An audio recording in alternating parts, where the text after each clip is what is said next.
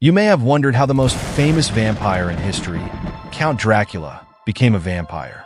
The truth behind Dracula's origin goes far beyond the bites and dark castles you've seen in the movies.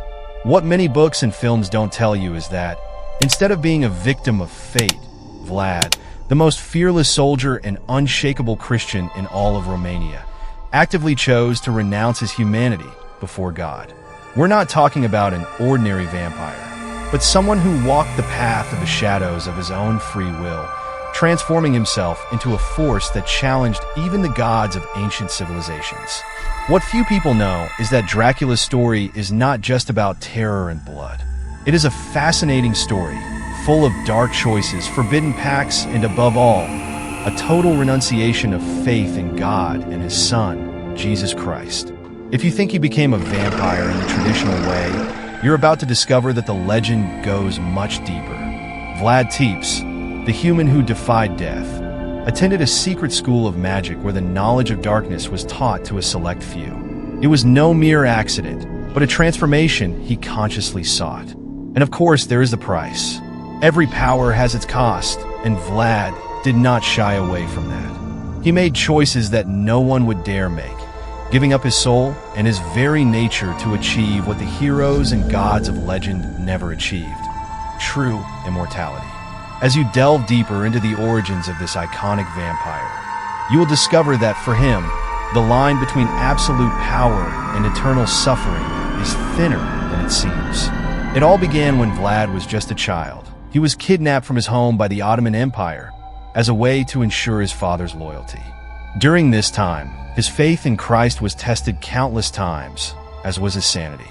Despite constant torture and abuse, Vlad never gave up his faith in Christ.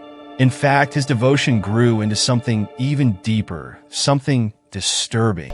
He absorbed much of what he had experienced among the Turks, especially their war tactics and brutality.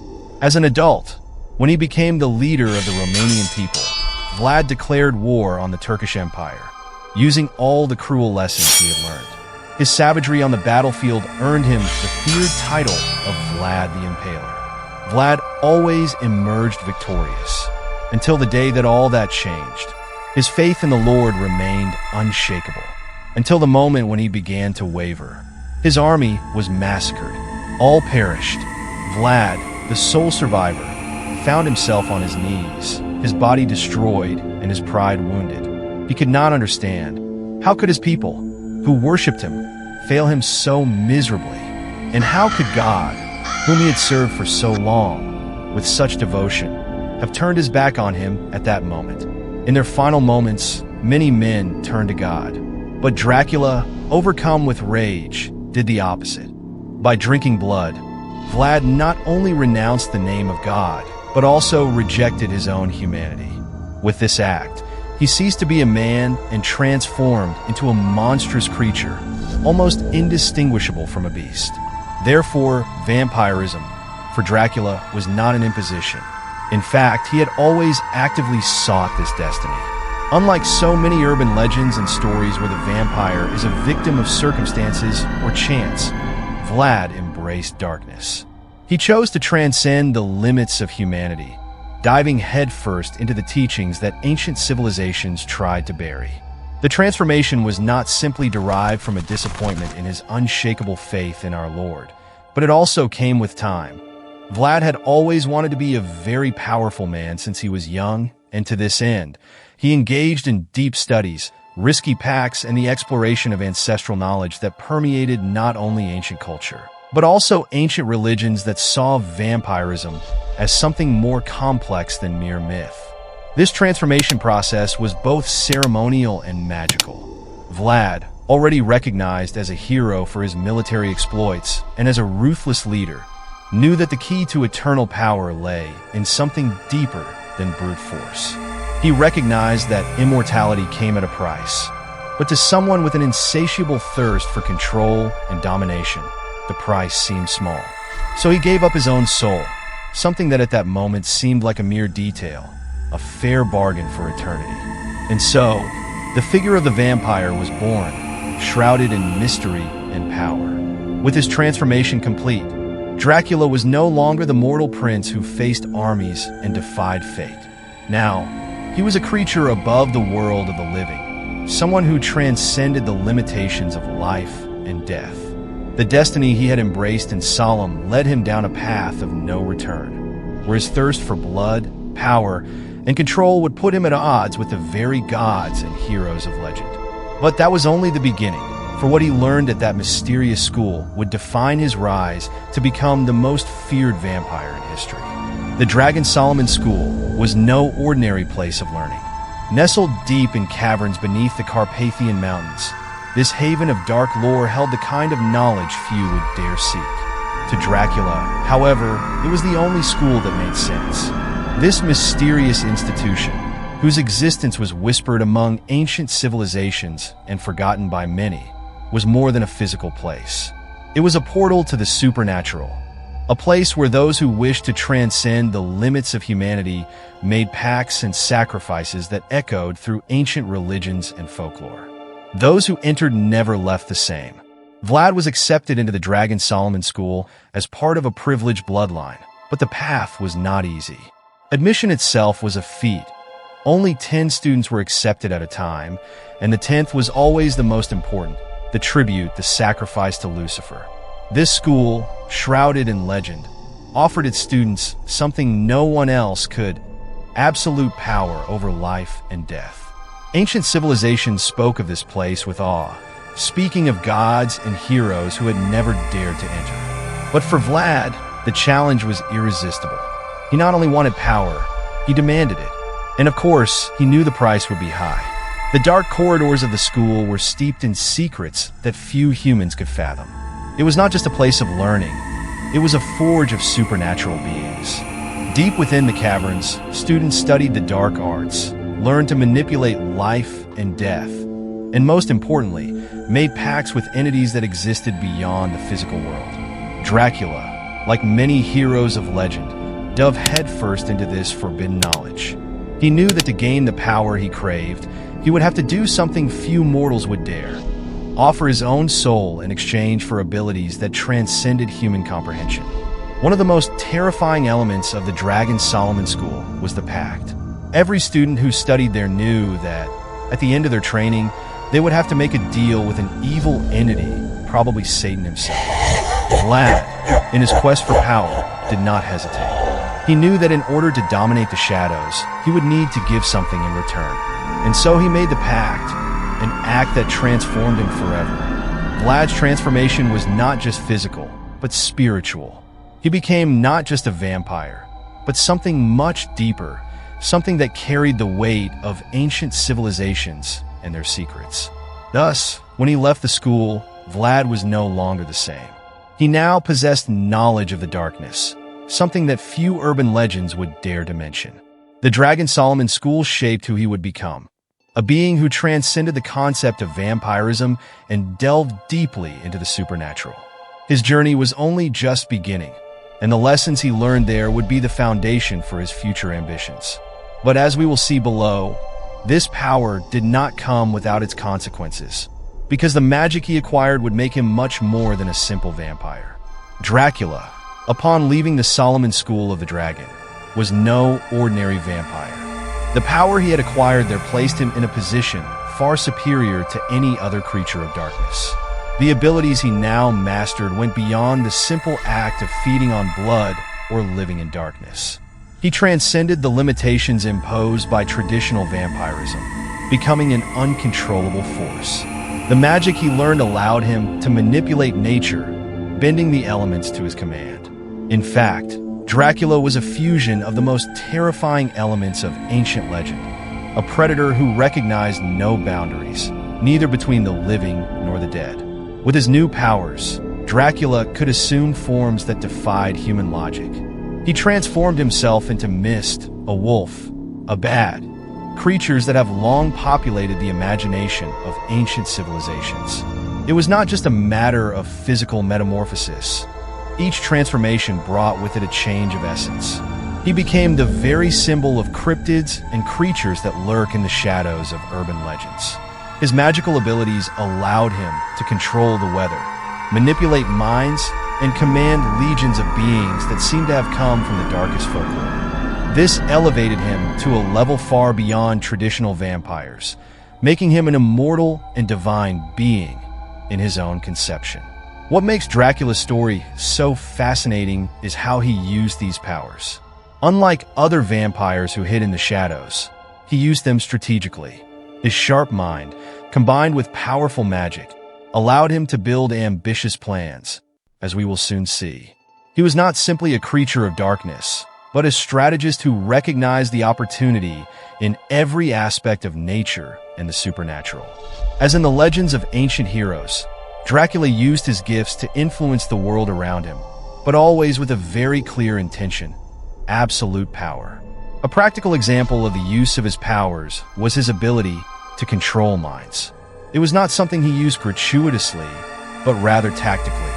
If we think about the great leaders of ancient history, many achieved what they wanted through influence and manipulation, but none had the supernatural resources that Dracula mastered. He could enter the minds of his victims, planting suggestions, inciting fear, or even controlling their actions. It was not just a question of physical strength, but of complete control over the space and minds of whoever stood in his way. And so, Dracula, with his powerful magic, became a threat that went far beyond mere survival through vampirism. He had transformed himself into a mythological being, someone capable of rivaling the gods of ancient religions, the heroes of legends, and the demons of horror stories.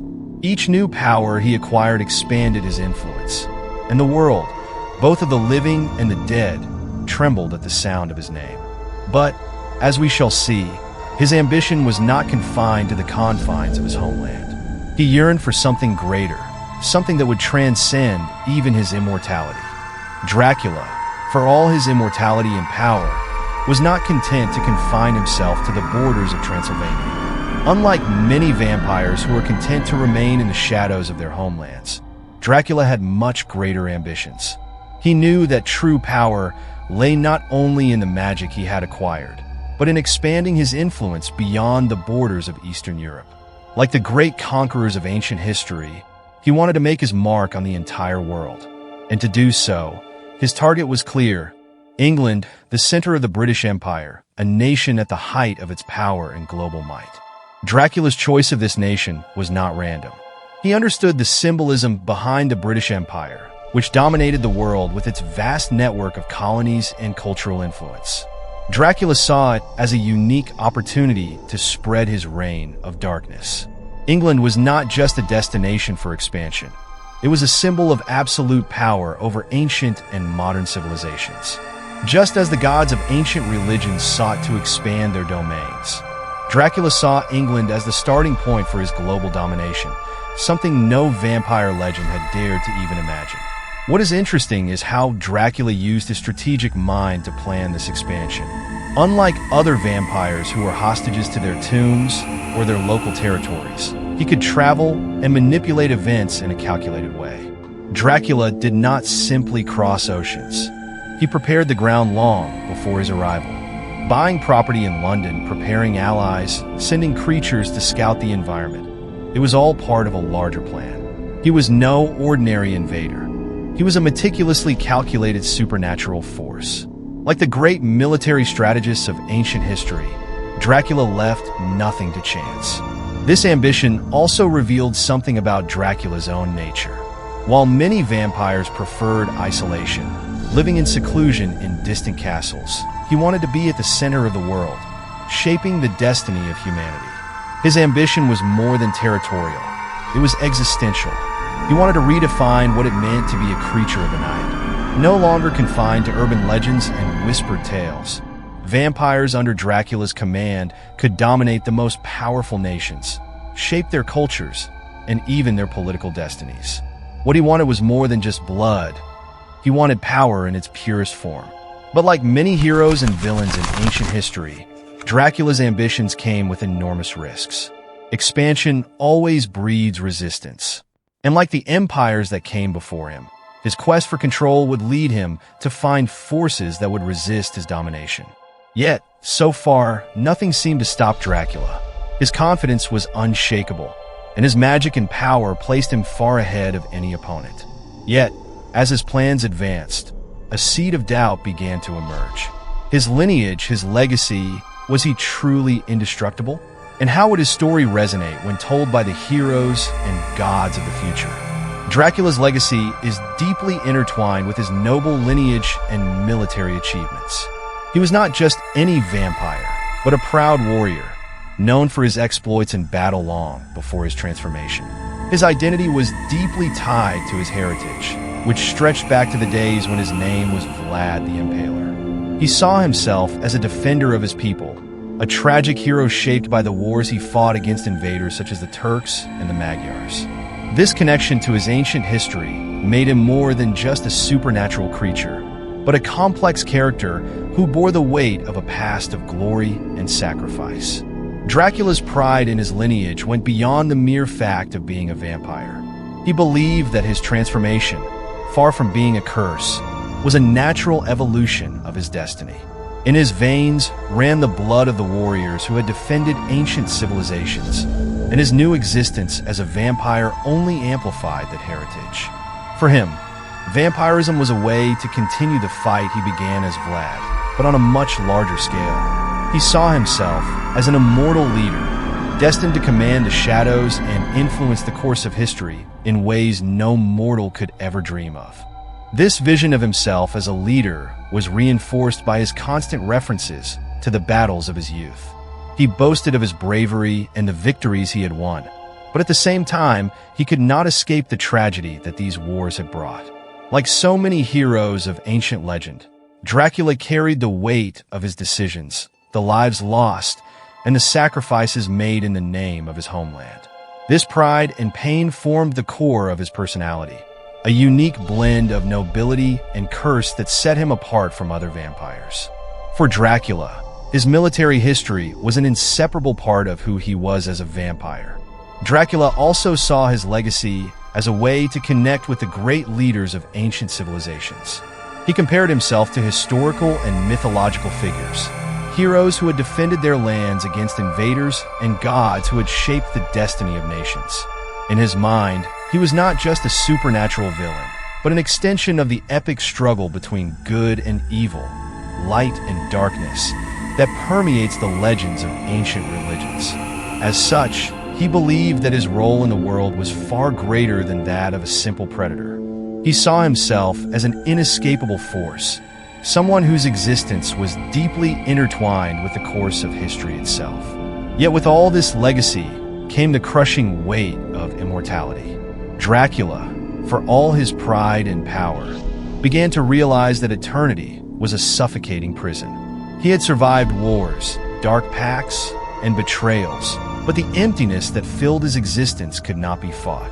As he renounced his faith in God and drank blood to seal a pact with the forces of evil, Dracula found himself enveloped in a profound sadness, as if the very weight of his choice was eating away at him from within. He now reflected not only on what it means to be immortal, but on the price he had paid for that immortality. Was power really enough to fill the abyss of having rejected his own soul?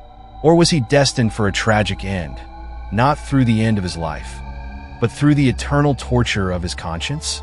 This doubt haunted his spirit, like a persistent shadow that reminded him that, by denying God, he had perhaps lost more than he could ever recover.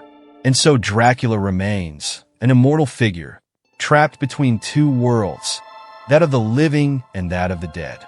His journey is a mixture of ambition and curse, a man who, in seeking absolute power, lost what was most precious to him, his humanity. He achieved immortality, but at the cost of an eternity marked by emptiness and an insatiable thirst for blood. For Dracula, each new century brings the bitter reminder of the price he paid and the burden he bears of never being able to rest in peace. As the world moves forward, Dracula watches. His shadows stretch across all ages, his stories whispered like legends in ancient civilizations, a myth that refuses to fade. But for him, what remains but immortality? Perhaps the true tragedy lies not in his thirst for blood, but in his inability to escape the eternity he has chosen. Dracula the vampire is destined to wander the endless nights, waiting for the day when a brave mortal will bring an end to his reign by offering him what he desires most, true death.